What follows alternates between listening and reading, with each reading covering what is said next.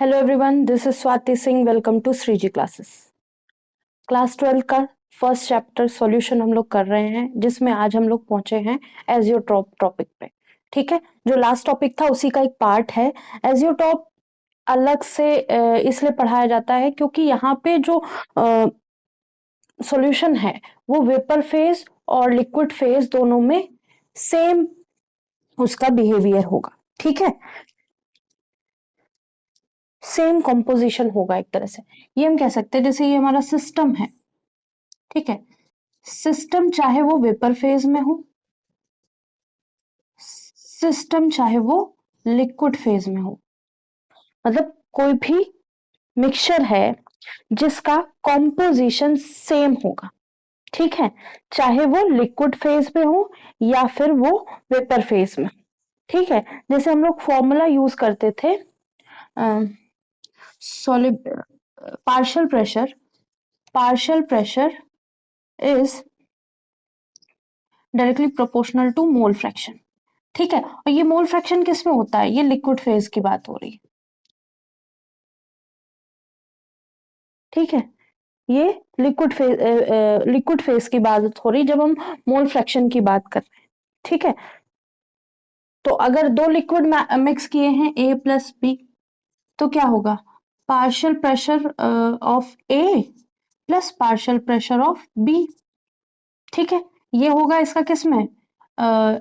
Liquid phase में mole fraction के साथ। तो इसको लिख देंगे P A naught X A, mole fraction of A, P B naught mole fraction of B. इसको ऐसे लिख सकते हैं। ठीक है, और जब हम बात करते थे लिक्विड वेपर फेज की जब हम बात करते थे, तब हम क्या लिखते थे? इसी को लिख देते थे P not a x not a upon P total. ये लिखते थे। वेपर फेज का फॉर्मूला क्या था? एक मिनट, इसको रब करते हैं। वेपर फेज में जब हम मोल फ्रैक्शन निकालते हैं, लास्ट क्वेश्चन भी हम लोगों ने किया था, उसमें क्या था? उसको हम y से रिप्रेजेंट कर रहे थे। ठीक है, y से रिप्रेजेंट कर रहे थे। जब हम y से रिप्रेजेंट कर रहे थे, एक मिनट रुकना। तो जब हमने y से रिप्रेजेंट किया था, तो हमने क्या लिया था? y मतलब वेपर फेज में। ठीक है, तो जब p टोटल होता है y, ये मोल फ्रैक्शन है इन वेपर फेज। ठीक है, तो ये y को a के लिए y भी लिखे ya लिखेंगे और b के लिए y भी लिखेंगे, क्योंकि a और b का मिक्सचर है। ठीक है, ये तो लिक्विड फेज में हो गई। अब हम वेपर फेज की बात कर रहे हैं, तो ya क्या है? Mole fraction in vapour phase, yb in mole fraction in vapour phase. ठीक है, और जब हम पीबी निकालना चाहेंगे या पार्शियल प्रेशर ऑफ बी, यहाँ पे अगर हम ए लिख देते हैं पहले, partial pressure of A is equal to कितना होगा? P total into Y A. ठीक है, और इसको हम कैसे लिख सकते हैं? Y A is equal to P A upon P total. और पी ए को हम ये भी लिख सकते हैं ना, P A naught X A, ये लिख सकते हैं। ठीक है, लेकिन यहाँ पे इनका ये कहना है कि X A is equal to gamma A है, और mole fraction of B is equal to gamma या वाई बी। ये कहने का मतलब कि अगर कोई सॉल्यूशन बना है, उसका कंपोजिशन है, कोई एक पर्टिकुलर कंपोजिशन से हमने मिक्सचर बनाया है, वो मिक्सचर क्या होगा? बाइनरी मिक्सचर है। ठीक है, सेम कंपोजिशन होगी, चाहे हम उसको वेपर फेज से निकाल लें, चाहे हम लिक्विड फेज से निकाल लें, उसकी कंपोजिशन सेम होगी। ठीक है, तो ये एजियोट्रोप्स में ये हो गया कि जो कम देखिए, अगर हम वैसे सॉल्यूशन की बात करें, कोई और सॉल्यूशन ले लें, हम एक्स वाई का सॉल्यूशन ले लिए, एक्स प्लस वाई का। ठीक है, तो अब यहाँ पे जो कॉम्पोजिशन है और यहाँ पे भी जो कॉम्पोजिशन है, दोनों में डिफरेंस देखने को मिलेगा।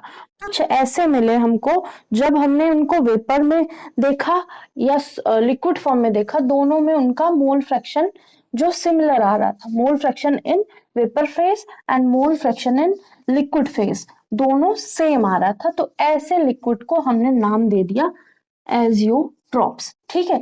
और ऐसे लिक्विड जिनका अलग अलग वेपर फेज है, वेपर फेज में कंपोजिशन अलग है और लिक्विड फेज में अलग है, तो वहां हम gamma A is equal to P A upon P total कर देते हैं, ठीक है। Gamma B is equal to P B या Y B upon P total कर देते हैं, ये करते थे।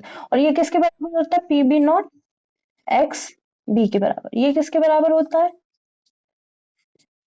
P A naught X A upon P total, ये होता है। लेकिन जब हम एजियोट्रोप की बात कर रहे होंगे तो ये वाला फंक्शन इसके इक्वल होगा, ये वाला फंक्शन इसके इक्वल होगा, बाकी ये जो बीच में जो रिलेशन बना रहे हैं ये सब कुछ नहीं होगा। तो यहां लिख लेंगे mixture azeotropes are those mixture, ऐसे मिक्सचर हैं, azeotropes are those mixture which have same composition, which have same or similar composition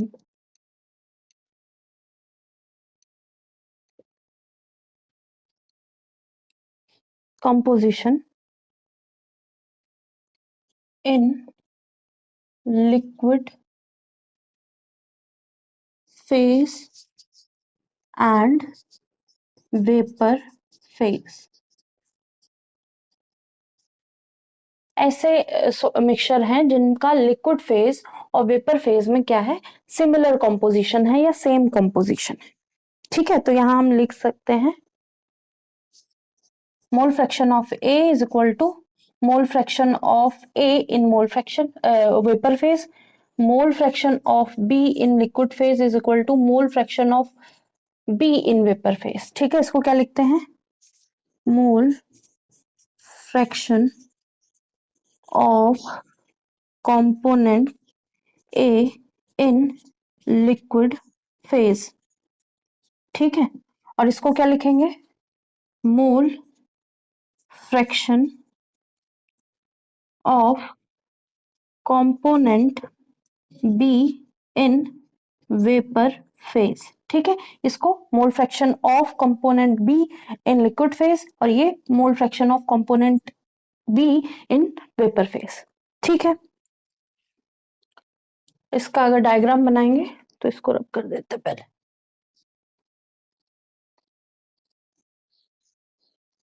देखिए डायग्राम से बहुत सारी चीजें इजी हो जाती है, और अगर आपका सब्जेक्टिव पेपर है, कोई भी सब्जेक्टिव पेपर है, चाहे वो पीजीटी लेवल का हो चाहे 12th का हो, कोई भी अगर पेपर है आपका ऐसा, यहाँ पे वेपर फेज है, यहाँ पे लिक्विड फेज है, दोनों के बीच में इक्विलिब्रियम मेंटेन होगा, ठीक है। तो वहां पे जो आप फिगर बना देते हैं ना, जैसे ये हमने इतनी सारी चीज लिखी, इसकी जगह हमने केवल ये फिगर बना दिया, जैसे हमारे पास टाइम नहीं है, बहुत कम टाइम है, ठीक है, हम सब्जेक्टिव पेपर दे रहे हैं, बहुत कम टाइम है, इतना सारा लिखने का टाइम नहीं है, तो हम लोग क्या करेंगे, ऐसे फिगर बना सकते हैं, 1 मिनट का टाइम ऐसे फिगर बनाए और कुछ कीवर्ड्स लिख दिए, ठीक है। जैसे एक कीवर्ड ये लिख सकते हैं यहाँ पे, ठीक है, ये कीवर्ड लिख दिए, इतना सारा लिखने का टाइम, तो हमको अगर जहां पे 0 मार्क्स मिलने चाहिए, ठीक है, या फिर हमको उस जगह 0 मार्क्स मिलने की चांसेस हैं, उसकी जगह हमने ये ऐसे कुछ फिगर बना दिए, और वो क्या हुआ, हमको अगर जहां पे 0 मार्क्स मिल रहा है तो वहां 1-2 पॉइंट मिल जाएंगे, ठीक है। तो फिगर बनाना बहुत जरूरी है, फिगर या फिर कभी कभी फ्लो चार्ट बना लेते हैं हम लोग, ठीक है, फ्लो चार्ट बना लेते हैं, कुछ प्रोसेस दिखाना, उसकी जगह हम पूरी रिएक्शन नहीं शो कर पा रहे, हम उसकी जगह क्या कर रहे हैं, फ्लो चार्ट बना दे रहे हैं, तो वो भी बहुत इंपॉर्टेंट होता है। तो वेपर फेज किससे मिलके बना है, gamma A plus gamma B, और liquid phase mole fraction of A plus mole fraction of B, इसको भी mole fraction of A in vapour phase, mole fraction of B in vapour phase upon mole fraction of A in liquid phase plus mole fraction of A B in liquid phase, ठीक है। तो ये हो गया एजोट्रोप। जितने भी एजोट्रोप्स होंगे और नहीं, azeotrophs boils at same temperature, at constant temperature. Azeotrophs boils at constant temperature, temperature को कांस्टेंट रखा जाएगा तब ये बॉयल होंगे। ठीक है, बॉयल मतलब उबलेंगे। ठीक है, एट पर्टिकुलर कंसंट्रेशन, किसी पर्टिकुलर कंसंट्रेशन पे सॉल्यूट सॉल्वेंट को मिक्स करके क्या बनेगा, एजियोट्रोप फॉर्म होगा। मतलब कहने का मतलब एक पर्टिकुलर टेम्परेचर पे ही सब बन रहा होगा। एट पर्टिकुलर concentration of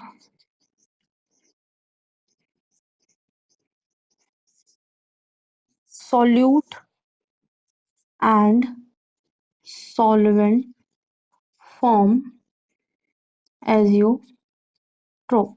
मतलब एक पर्टिकुलर कंडीशन होगी उसकी, प्रेशर कांस्टेंट रखा जाएगा, एक पर्टिकुलर अमाउंट का सॉल्यूट मिक्स किया जाएगा, कुछ सॉल्वेंट मिक्स किया जाएगा, तो हमें क्या मिलेगा, एजियोट्रोप मिल जाएगा। They can not be separated by fractional distillation.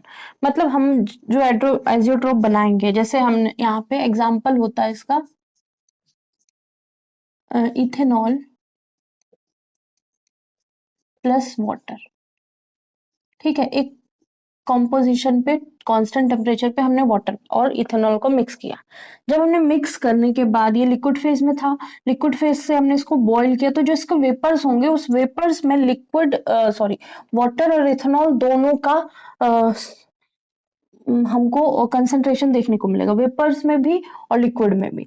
ठीक है, अब इनको इस मिक्सचर को हम फ्रैक्शनल डिस्टिलेशन से क्या कर सकते हैं, सेपरेट नहीं कर सकते। ठीक है, can not be separated by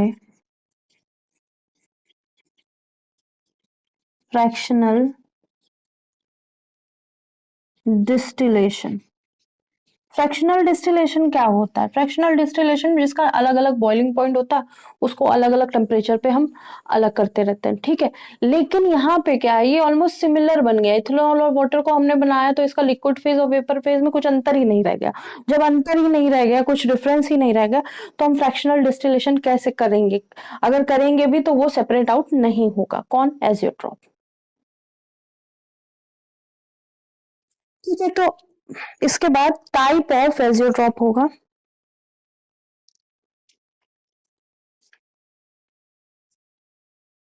type of azeotrope जिसमें मैक्सिमम बॉइलिंग पॉइंट होगा और एक मिनिमम बॉइलिंग पॉइंट एजियोट्रॉप होगा।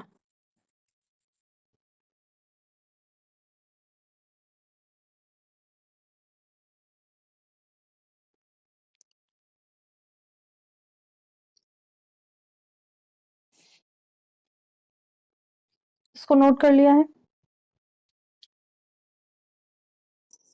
नोट कर लीजिए।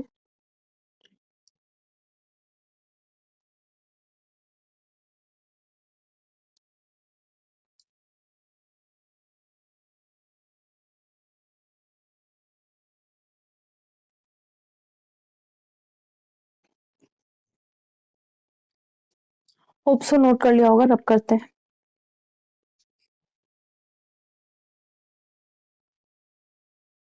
तो maximum boiling point of azeotrope and minimum boiling point azeotrope, ये दो टाइप एजियोट्रॉप्स के हैं। ठीक है, तो जो मैक्सिमम बॉइलिंग पॉइंट एजियोट्रोप है, तो ऐसे मिक्सचर शो करेंगे negative deviation from Rawls law.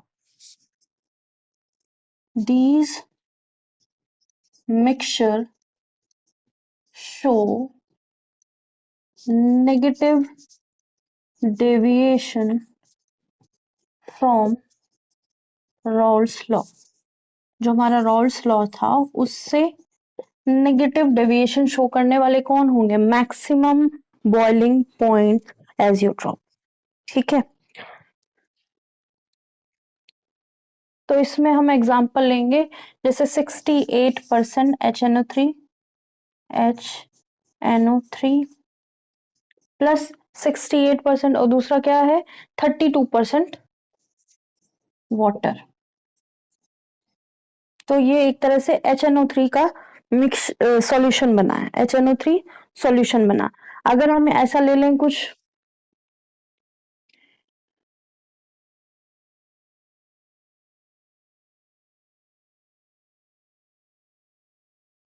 जैसे हमने लिया ए और बी, ए का बॉइलिंग पॉइंट 40 डिग्री सेल्सियस है और बी का बॉइलिंग पॉइंट 50 डिग्री सेल्सियस है। तो जो हमारा मिक्सचर बना ए प्लस बी, इनका बॉइलिंग पॉइंट हमेशा मोर देन 50 डिग्री होगा। मतलब जितना ज्यादा से ज्यादा है, जैसे बॉइलिंग पॉइंट हमारा ये अगर 20-30 है तो 30 से ज्यादा बॉइलिंग पॉइंट आएगा। ठीक है, तो boiling point more than those component which have more boiling point than both component. कहने का मतलब ये हो गया कि इन दोनों के इंडिविजुअल बॉइलिंग पॉइंट से भी ज्यादा बॉइलिंग पॉइंट होगा। ठीक है, जब ऐसा कोई कंपोजिशन हमें मिलेगा जिसका मैक्सिमम बॉइलिंग पॉइंट एजियोट्रॉप होगा, जो कंपोनेंट या जो मिक्सचर मैक्सिमम बॉइलिंग पॉइंट एजोटोप्स के अंडर आएंगे, वो मिक्सचर्स का जो इंडिविजुअल बॉइलिंग पॉइंट होगा, अगर उन दोनों कंपोनेंट को मिक्स कर दिया जाए, जो मिक्सचर बनेगा उसका बॉइलिंग पॉइंट हमेशा उन दोनों के इंडिविजुअल बॉइलिंग पॉइंट से ज्यादा होगा। ठीक है, मिनिमम बॉइलिंग पॉइंट एजियोट्रोप्स क्या होगा? दोस या these mixture show positive deviation from Rawls law. अभी पॉजिटिव और नेगेटिव डेविएशन आपको समझ में आ गया होगा। नहीं समझ में आया तो लास्ट क्लास में देख सकते हैं आप। ठीक है, अगर जैसे ये हमारा ए और बी मिक्सचर है, इसका बॉइलिंग पॉइंट 40 डिग्री सेल्सियस है, इसका 50 डिग्री सेल्सियस है, तो अगर हम इन दोनों को मिक्स करते हैं तो इनका जो ये तो रॉल्स लॉ के अकॉर्डिंग है। ठीक है, तो ये जो डेविएशन शो करेंगे मैक्सिमम एजियोट्रोप्स, ये नेगेटिव शो करेंगे, ये नेगेटिव शो करेंगे। मतलब ये जो लाइन है इससे नीचे हमें रॉल्स लॉ जो शो करता है उससे नीचे हमको देखने को मिलेगा। ठीक है, और अगर हम मिनिमम बॉइलिंग पॉइंट एजियोट्रोप्स की बात करेंगे तो इसमें ऊपर देखने को मिलेगा। ठीक है, सो पॉजिटिव डेविएशन। तो यहाँ पे क्या है, अगर कोई ऐसा टेम्परेचर है, वैसे यहाँ पे एग्जाम्पल लिख लो, पहले एग्जाम्पल लिख लेते हैं, इथेनॉल प्लस वाटर। अब इथेनॉल कभी भी प्योर फॉर्म में या 100% फॉर्म किया नहीं जाता है। ठीक है, तो अगर हम स्पिरिट टाइप का कुछ बना रहे हैं, जैसे हम स्पिरिट बनाना चाहते हैं, तो 95% ये ले लेंगे, 5% ये ले लेंगे। ठीक है, और अब इसमें ऐसे कर सकते हैं, जैसे ए प्लस बी किया तो ए का बॉइलिंग टेम्परेचर कितना था 40 डिग्री सेल्सियस और बी का था 50 डिग्री सेल्सियस। अब जो मिक्सचर बनेगा ए प्लस बी, इसका जो बॉइलिंग पॉइंट होगा, ये बॉइलिंग पॉइंट है, ध्यान रखना। तो जो मिक्सचर का बॉइलिंग पॉइंट होगा ऑलवेज लेस देन 50 डिग्री।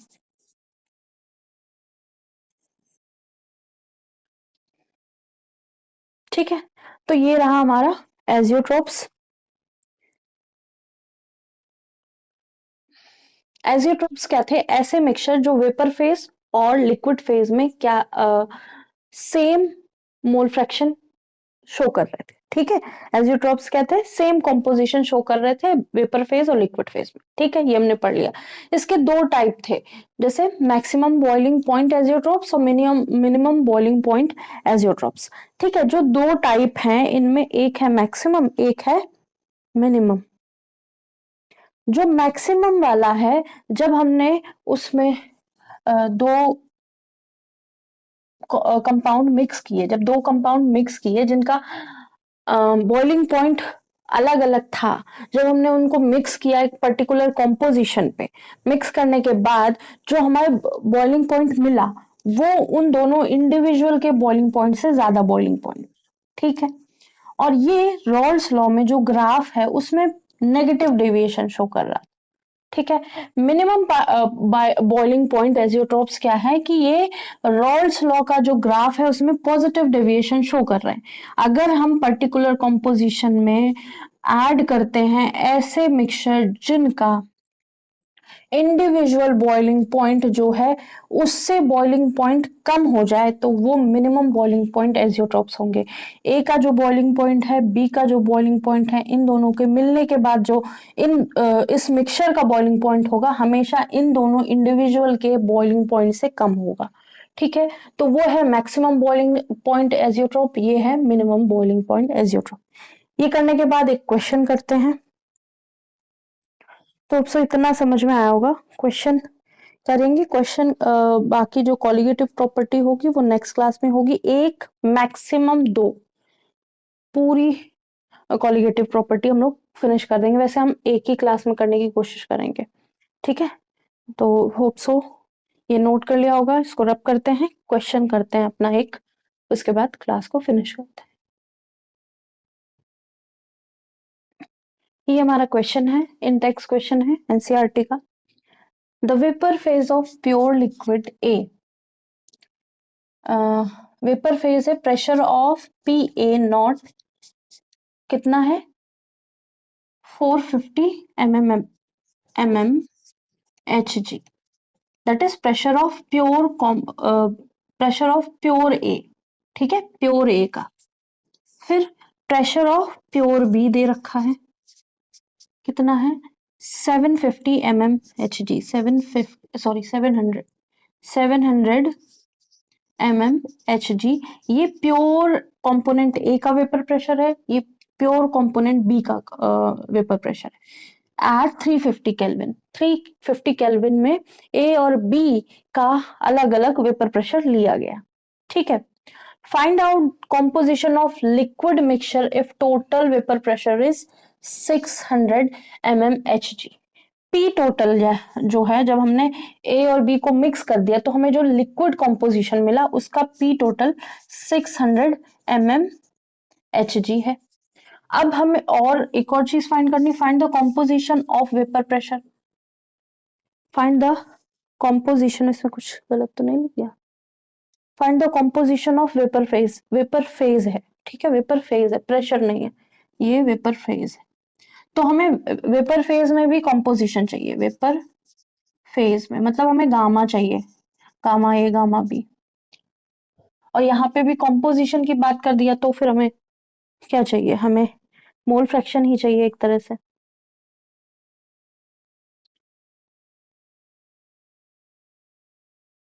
ठीक है, तो ये हमें गिवन है। पहले हमें क्या कॉम्पोजिशन फाइंड करना है लिक्विड मिक्सचर का।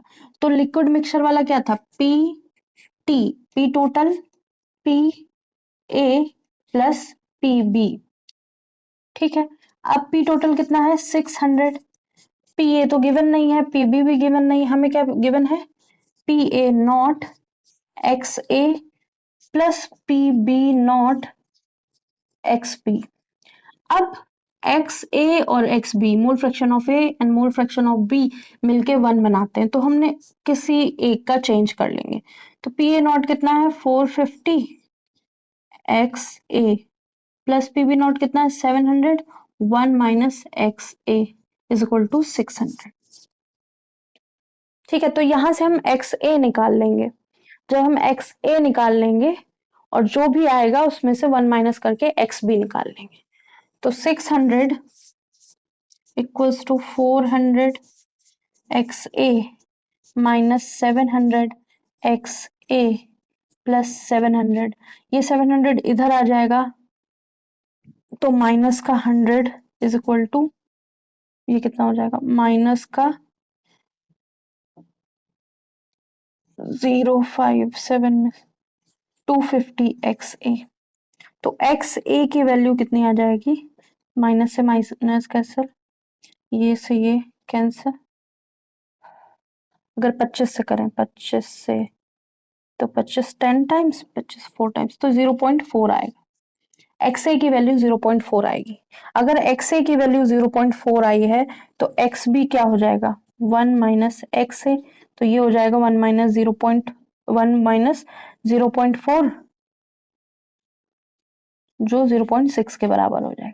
तो mole fraction of component A कितना है 0.4, mole fraction of component B कितना है 0.6। ठीक है, अगर हम वेपर फेज की बात करें, अगर हम वेपर फेज की बात करें तो क्या निकालेंगे? तो हमें चाहिए ये gamma A is equal to कितना होगा, P A naught X A upon P total, और इसका क्या होगा gamma B is equal to P B naught X B upon P total.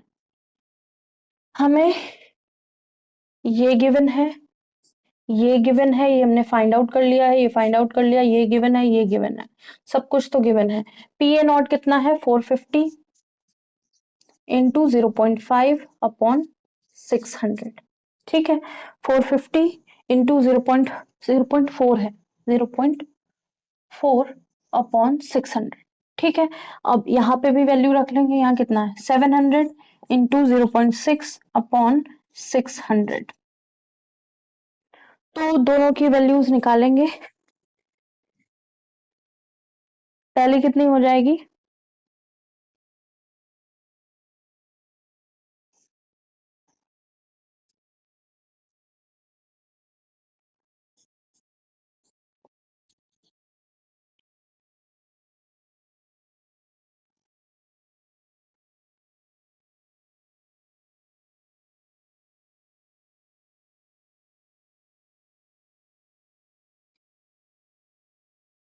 और ये हो जाएगी 0.7, या फिर एक निकाल के 1 से माइनस कर देंगे तो 0 हो जाएगी। तो पहली जो वेपर फेज में मोल फ्रैक्शन आई वो कितनी है 0.3, और जो लिक्विड वेपर फेज में मोल फ्रैक्शन ऑफ बी आई वो है 0.7। ये लिक्विड फेज में मोल फ्रैक्शन आई एक्स ए की, और ये लिक्विड फेज में एक्स बी की मोल फ्रैक्शन आई। तो ये रहा हमारा क्वेश्चन। एक बार फिर से देख लेते हैं क्वेश्चन में है क्या। Vapour phase of pure liquid, vapour pressure of pure liquid ए का वेपर प्रेशर हमें दे रखा है, प्योर लिक्विड बी हमें वेपर प्रेशर दे रखा है। अब क्या करना है, find out composition of liquid mixture, liquid mixture का कंपोजिशन बताना है। If total vapour pressure is 600 mmHg, अगर टोटल वेपर प्रेशर दे रखा है तो हमें लिक्विड फेज में कंपोजिशन बताना है। अब कंपोजिशन मतलब मोल फ्रैक्शन बताना है, कैसे कितने मोल से मिलकर बना है। तो कंपोनेंट ए का प्योर फॉर्म का वेपर प्रेशर देख रहा है, कंपोनेंट बी का वेपर प्रेशर दे रखा प्योर फॉर्म में, और पी टोटल दे रखा है। जब पी टोटल दे रखा है तो हम सारी वैल्यूज रख के ये निकाल लेंगे। और x A plus x B, क्योंकि दो कंपोनेंट्स से बना है तो दोनों का मोल फ्रैक्शन 1 के बराबर हो जाएगा, और एक्स बी की जगह हमने 1 माइनस एक्स ए रख दिया। यहाँ से एक्स ए निकला है, यहाँ से एक्स बी निकला है। मोल फ्रैक्शन लिक्विड फेज में निकालने के लिए हमें पी ए चाहिए अपॉन पी टोटल चाहिए, दूसरे कंपोनेंट का पी भी चाहिए अपन पी टोटल चाहिए। पी टोटल 600 हमें गिवन है, पी ए हम यहाँ से भी निकाल सकते थे लेकिन यहाँ पे हमें तब गिवन नहीं था, तो हमने क्या किया एक्स ए निकाला, एक्स ए यहाँ पुट किया 0.4, और यहाँ पे मोल फ्रैक्शन ऑफ बी पुट किया 0.6, और जब हमने आंसर निकाला तो हमारा ए का mole fraction in vapour phase 0.7 आया, और दूसरे कंपोनेंट का वेपर फेज कितना है 0.6 है। तो ये रहा हमारा क्वेश्चन।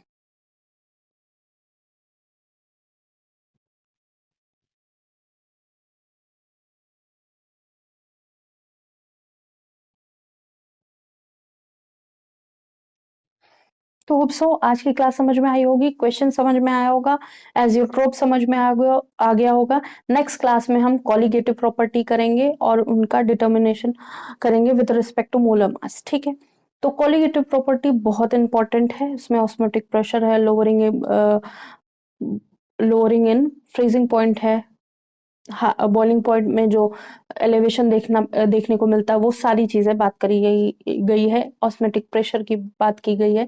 तो ये सारे सॉल्यूशन से ही रिलेटेड है।